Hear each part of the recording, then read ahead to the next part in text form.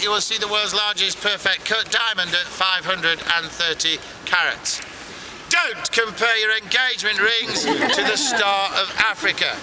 You'll also see what is largely regarded as the world's most beautiful diamond, the Koh-i-Noor, the Light of India. We've stolen them from everywhere. Although Her Majesty's government insists I tell you that they were given to us by grateful nations. Often at gunpoint, they don't let me add, but there we go. Now don't worry lads, it's not all girly jewellery. We also have the armour of the kings. Shield, sword, bayonet, rifle, lance, pistol, muskets, cannons, mortars, big boys' toys are all on display in the White Tower there. But even there, gentlemen, you're going to feel woefully inadequate at a very personal level. Oh yeah, check out Henry VIII's armour. Now, you'll know what I mean when you see it, but I consider it a duty to warn you that those codpiece are an early foray into psychological warfare. So do not get a complex, all right? Okay. You don't know what I'm talking about. Okay. Look at my head. Look at my hat. Doesn't go to the top, does it? That's psychological. Right? Look in the codpiece, think of the hat. Good, got it. Right, okay. Moving on. Along this roadway to your left, you'll find the entrance to the bloody tower. You can go there, you can learn more about who may have killed those two boys. Learn also about Sir Walter Raleigh, who is my favourite character in the story of Britain. He was just an everyman, he really was. An adventurer, an explorer. Some suggest he was a pirate. He was a writer of poetry, pretty bad poetry, books. He also brought over tobacco and potatoes from the New World. He actually grew them here on Tower Green. And in all his busy life, he spent 13 years there as a prisoner. And he was tortured every day. Not the rack, not the scavenger's daughter. Worse. They locked his wife in there with him. You don't need a machine to break a man.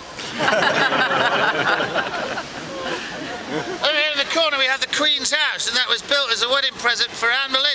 The work commenced in 1533, the year of the wedding, completed in 1541, 5 years after her execution. It is now the home of the Governor of the Tower of London and his family, and they're being guarded today by soldiers, and I do mean soldiers, of the Scots Guards. Be quiet! Or go home!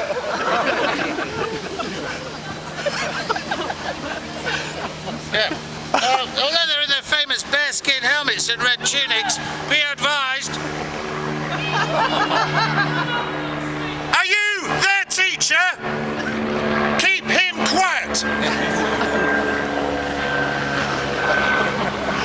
Although they're in their famous bearskin helmets and red tunics today, you should be advised that some of these young men have recently returned from combat operations in Afghanistan. Some of them will surely have to go back there. That weapon you see is live. It is the standard British Army rifle. Do not upset the soldiers. Got that? Got it. Good. They do deserve your respect. Anyone with a rifle and bayonet deserves your respect, especially if you don't have one. Or are too scared to pick one up. This is Tower Green. It's colour-coded. It's the grass. I have to explain that because a lot of people spend an hour or so looking for a green tower and we don't have one. These people are Europeans. Europeans are nice enough people, I suppose, but they do have syntax problems and talk like Yoda. All right? So, Tower Green, all right? Grass it is. You have the Beecham Tower, you can visit that. That arch window lets light into a chamber, which is the principal function of a window. Did you know that? The walls of that chamber are covered with graffiti.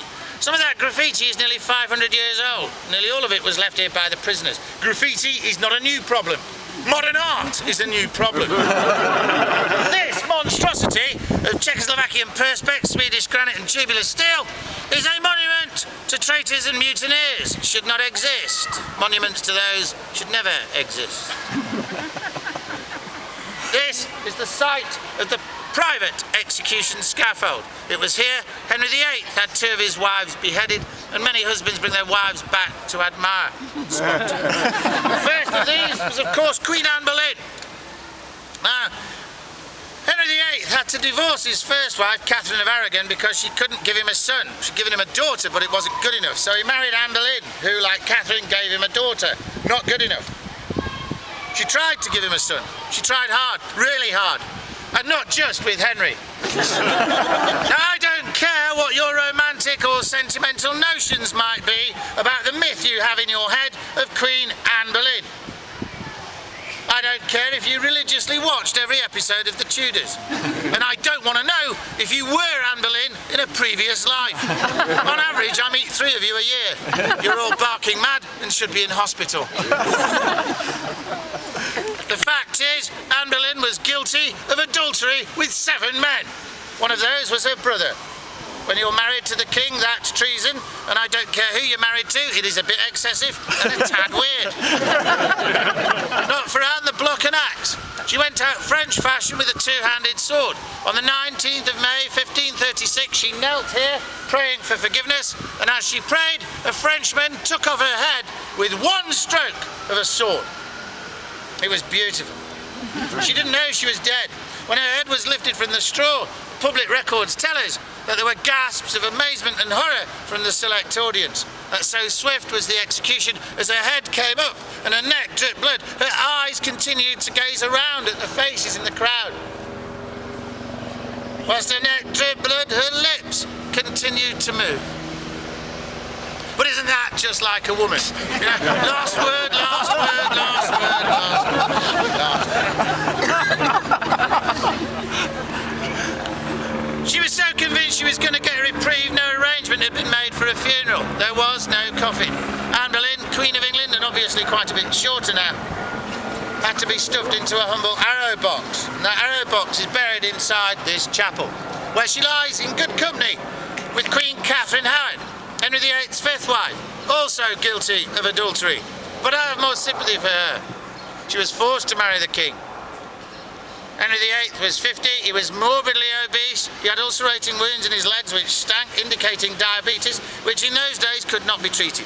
He also had a collection of other diseases which doctors these days would attribute to a promiscuous lifestyle. There was no romance in the marriage for her, and academics argue over her age. Some suggest she was as young as 14 when her father forced her to marry the king. She felt betrayed by her father. She certainly didn't love Henry, and she sought love outside the marriage, had an affair, got caught, admitted her adultery, but here on the scaffold went a stage further and proclaimed it. I die the Queen of England, she said. I'm ready. Much rather would I have lived and died as the humble wife of the only man to have ever truly loved me, Thomas Culpeper. She probably shouldn't have said that. Thomas Culpeper certainly thought so. He was hanged, drawn and quartered for his part in the affair, and poor Catherine was, of course, beheaded. But we shall now go and see where they lie. The chapel remains a place of Christian worship, so gentlemen, do as I do, remove your headdress before you go inside. If you have a mobile phone, switch it off. If it goes off inside the chapel, you will die. Terminal embarrassment. Don't test me on that. For reasons of Crown copyright, there can be no photography or video recording inside the chapel. But for those of you making a video, they all died in the end. There's a bit of closure for you there. Now, as we go through the doorway, there is a step that big. Some of you are going to fall over it.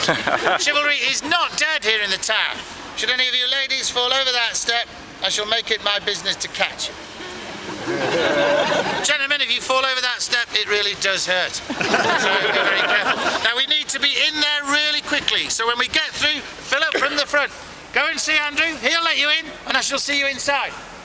Andrew's a war hero, you can touch him as you go past.